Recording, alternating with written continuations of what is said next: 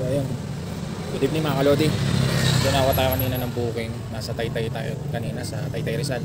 Then may pumasok na booking papunta dito sa Marikina. So nakapag-drop na tayo. Ayun, pahinga muna tayo kasi medyo malayo yung biyahe natin, 16 km mula sa Taytay Rizal.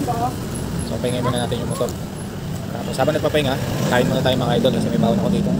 Kain ng lobo ni Mrs. Lagi ako talaga nagbabaon kasi may mga area na katulad nito, area dito, wala kang mabilhan ng pagkain. Kaya lagi kang may baon para pag nagutom ka, ay ka.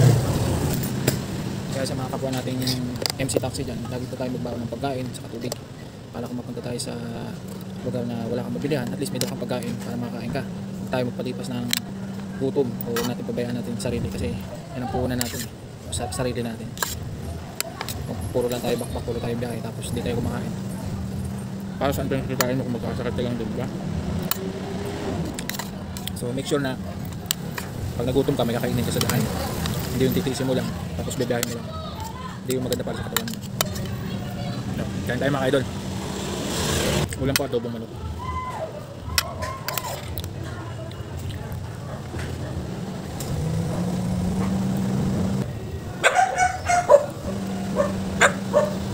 Kaya ako bago masakay, handa ko na kung ano dadalhin ko.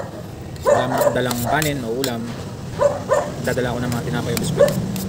Pwede mo nang katangin sa daan pag nagutom ka. Nagpapahinga, kumain muna tayo. Tapos kuha tayong booking.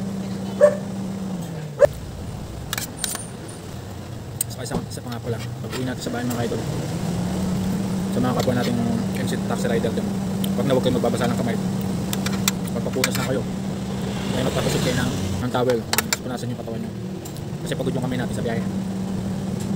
Paan natin, kamay natin pagod lagi sa biyahe. Tapos tarating ka ng bahay, magbabasa ka, huwag, baka pagdating ng araw singilin ka. Mahirap ang pasma mga kapatid, kaya ingatan natin sarili natin.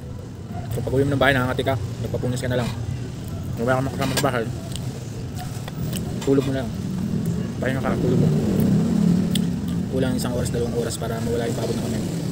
Ano siya, pag makauwi ko, papapunas ako, kaya papakusot ako ng towel, punasan ko yung sarili ko.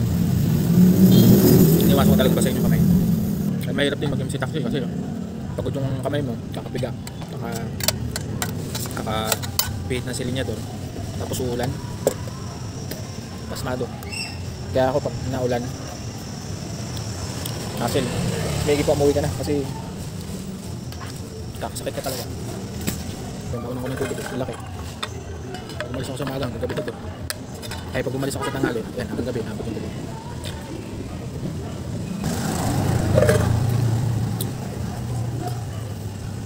Pag nauhaw ka, uminom ka. O kahit di ka na uuhaw, naisipan mo uminom ka. Maiging sa katawan mo kaibigan. So ayun mga idol, tapos na tayo kumain. Salamat sa nanonood ng video nito hanggang dulo. Lang, God bless lahat. Stay safe.